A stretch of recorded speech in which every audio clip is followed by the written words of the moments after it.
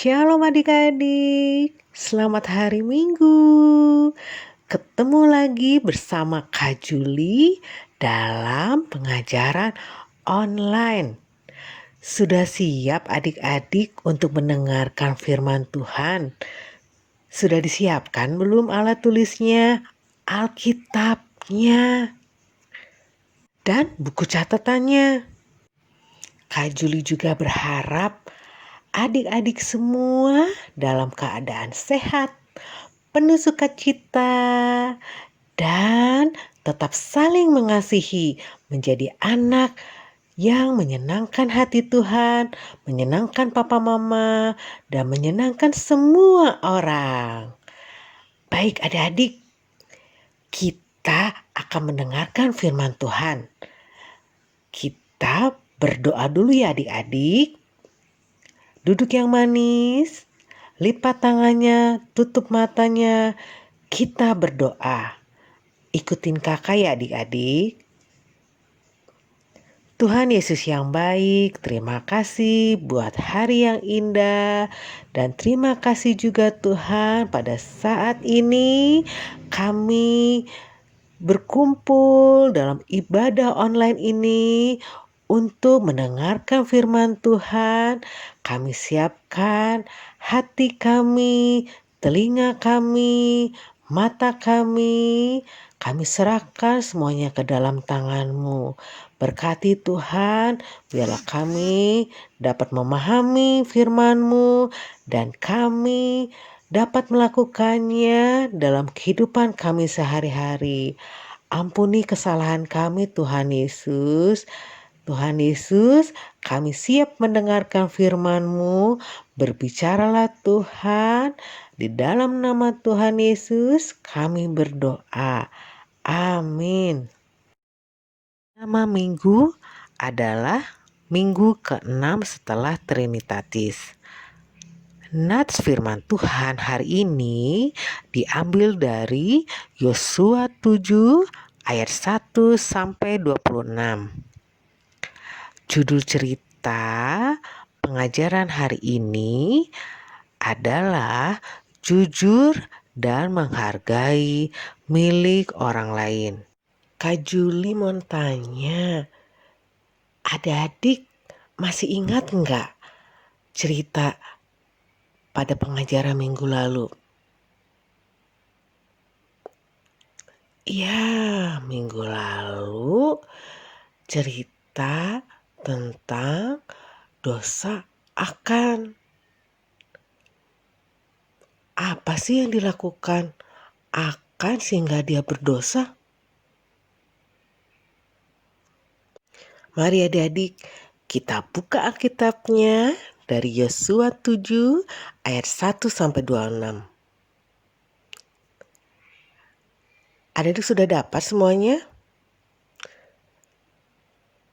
Yuk kita membacanya dalam hati dan sambil mendengarkan.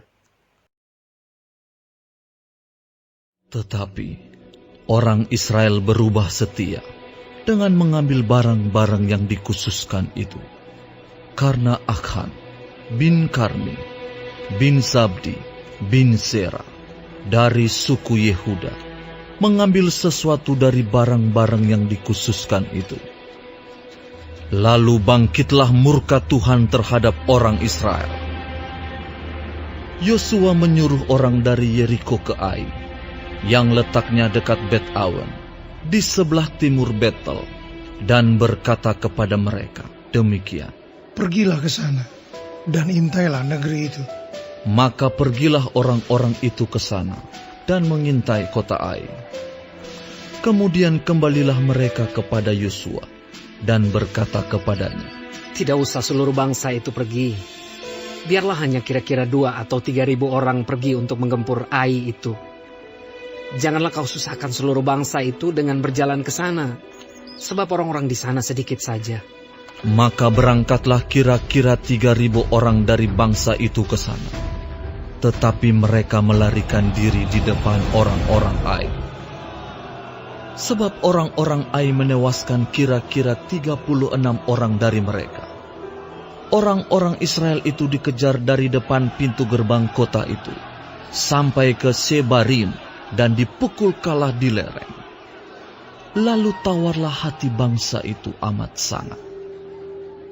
Yosua pun mengoyakkan jubahnya, dan sujudlah ia dengan mukanya sampai ke tanah, di depan tabut Tuhan hingga petang, bersama dengan para tua-tua orang Israel, sambil menaburkan debu di atas kepalanya.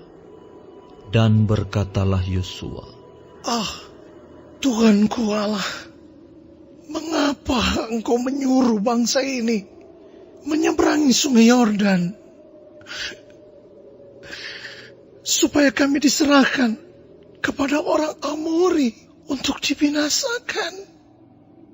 Lebih baik kalau kami putuskan tadinya untuk tinggal di seberang sungai Yordan itu. Oh Tuhan, apakah yang akan kukatakan setelah orang Israel lari membelakangi musuhnya? Apabila hal itu terdengar oleh orang Kanaan dan seluruh penduduk negeri ini, maka mereka akan mengepung kami dan melenyapkan nama kami dari bumi ini.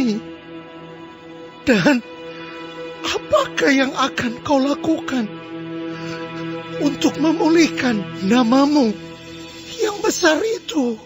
Lalu berfirmanlah Tuhan kepada Yosua, Bangunlah, mengapa engkau sujud demikian? Orang Israel telah berbuat dosa. Mereka melanggar perjanjianku yang kuperintahkan kepada mereka. Mereka mengambil sesuatu dari barang-barang yang dikhususkan itu. Mereka mencurinya. Mereka menyembunyikannya, dan mereka menaruhnya di antara barang-barangnya. Sebab itu, orang Israel tidak dapat bertahan menghadapi musuhnya. Mereka membelakangi musuhnya, sebab mereka itu pun dikhususkan untuk ditumpas. Aku tidak akan menyertai kamu lagi, jika barang-barang yang dikhususkan itu tidak kamu punahkan dari tengah-tengahmu. Bangunlah, kuduskanlah bangsa itu, dan katakan, kuduskanlah dirimu untuk esok hari. Sebab demikianlah firman Tuhan Allah Israel. Hai orang Israel, ada barang-barang yang dikhususkan di tengah-tengahmu. Kamu tidak akan dapat bertahan menghadapi musuhmu sebelum barang-barang yang dikhususkan itu kamu jauhkan dari tengah-tengah kamu. Besok pagi kamu harus tampil ke muka suku demi suku, dan suku yang ditunjuk oleh Tuhan harus tampil ke muka kaum demi kaum, dan kaum yang ditunjuk oleh Tuhan harus tampil ke muka keluarga demi keluarga, dan keluarga yang ditunjuk oleh Tuhan harus tampil ke muka seorang demi seorang. Dan siapa yang didapati menyimpan barang-barang yang dikhususkan itu akan dibakar dengan api, ia dan segala sesuatu yang ada padanya, sebab ia telah melanggar perjanjian Tuhan dan berbuat noda di antara orang Israel. Keesokan harinya, bangunlah Yosua pagi-pagi, lalu menyuruh orang Israel tampil ke muka suku demi suku. Maka didapatilah suku Yehuda. Ketika disuruhnya tampil ke muka kaum-kaum Yehuda, maka didapatinya kaum Zerah. Ketika disuruhnya tampil ke muka kaum Zerah, seorang demi seorang, maka didapatilah Zabdi. Ketika disuruhnya keluarga orang itu tampil ke muka, seorang demi seorang, maka didapatilah Akan bin Karmi bin Zabdi bin Zerah dari suku Yehuda. Berkatalah Yosua kepada Akan, Anakku, hormatilah Tuhan, Allah Israel, dan mengakulah di hadapannya. Katakanlah kepadaku, apa yang kau perbuat? Jangan sembunyikan kepadaku.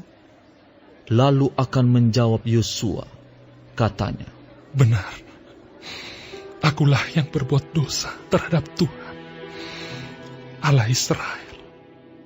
Sebab beginilah perbuatanku.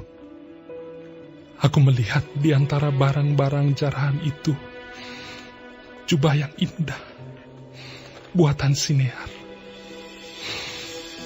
dan 200 sikal perak, dan sebatang emas yang 50 sikal beratnya.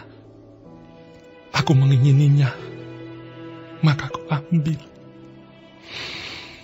Semuanya itu disembunyikan di dalam kemahku, dalam tanah. Dan perak itu dibawa sekali. Lalu Yosua menyuruh orang segera pergi ke kemah itu. Dan sesungguhnya, semuanya itu disembunyikan dalam kemah Akan, dan perak itu ada di bawah sekali. Maka mereka mengambil semuanya itu dari dalam kemah, lalu membawanya kepada Yosua dan kepada semua orang Israel, dan mencurahkannya di hadapan Tuhan. Kemudian Yosua beserta seluruh Israel mengambil Akhan bin Zerah, dan perak, jubah, dan emas sebatang itu, anak-anaknya yang laki-laki dan perempuan, lembunya, keledainya, dan kambing dombanya, kemahnya, dan segala kepunyaannya. Lalu semuanya itu dibawa ke lembah Akhor. Berkatalah Yosua, Seperti engkau mencelakakan kami, maka Tuhan pun mencelakakan engkau pada hari ini. lalu seluruh Israel melentari dia dengan batu. Semuanya itu dibakar dengan api dan dilempari dengan batu. Sesudah itu, didirikanlah di atasnya suatu timbunan batu yang besar, yang masih ada sampai sekarang. Lalu surutlah murka Tuhan yang bernyala-nyala itu. Oleh sebab itu, nama tempat itu sampai sekarang disebutkan Lembah Akhor.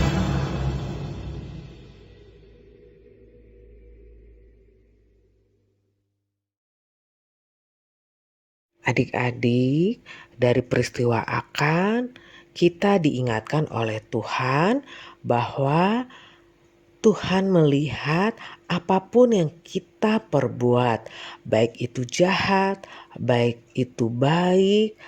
Oleh karena itu, kita jangan berbuat dosa. Jika kita telah menyimpan atau menyembunyikan dosa selama ini, kita harus mengakui semuanya kepada Tuhan dan minta ampun sama Tuhan dengan kita bertobat dan tidak melakukan kesalahan lagi. Jika adik-adik meminjam barang dari teman maupun dari kakak dan adik, adik-adik harus mengembalikannya tepat pada waktunya. Jika adik-adik tidak mengembalikan barang yang dipinjam, itu sama aja kita telah mencuri. Bila adik-adik dikasih kepercayaan sama orang tua dengan memberikan kepada adik-adik uang untuk persembahan adik-adik ke gereja, tetapi adik-adik memakai uang persembahan itu sebagian untuk jajan, itu sama aja dengan adik-adik berdosa. Adik-adik telah mencuri sebagian uang yang seharusnya dipersembahkan kepada Tuhan. Kedua,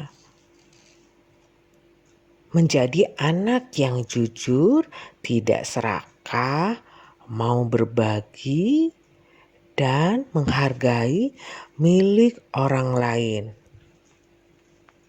Sikap jujur adalah berkata iya jika iya, berkata tidak jika tidak. Kita harus jujur kepada Tuhan Yesus, kepada orang tua, jujur kepada teman, jujur kepada bapak dan ibu guru, jujur juga kepada kakak dan abang guru sekolah minggu. Pokoknya jujur ke semua orang. Mau berbagi, maka kita tidak berebutan mainan, baik itu sama kakak maupun adik. Jika kita memiliki lebih, baik itu barang atau mainan, baik itu makanan, kita harus berbagi.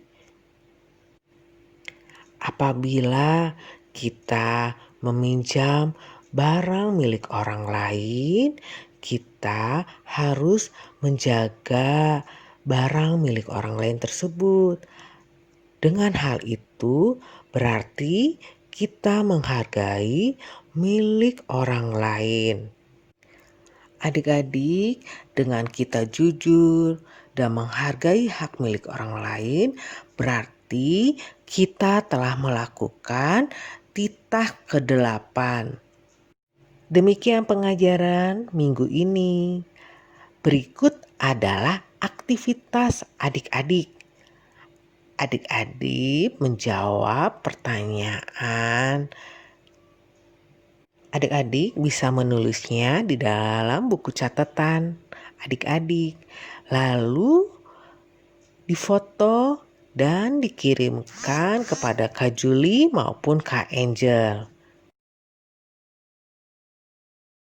Mari adik-adik, kita tutup pengajaran kita dengan berdoa.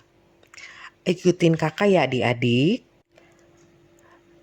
Tuhan Yesus, terima kasih untuk pesan Tuhan hari ini untuk tidak menyimpan dosa.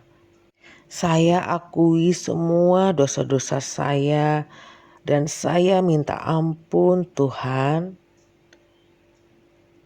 Saya mau menjadi anak yang jujur, tidak serakah, mau berbagi, dan menghargai milik orang lain. Jujur kepada Tuhan Yesus, jujur kepada orang tua, jujur kepada teman, kakak dan adik, dan semua orang. Dalam nama Tuhan Yesus, kami berdoa. Amin.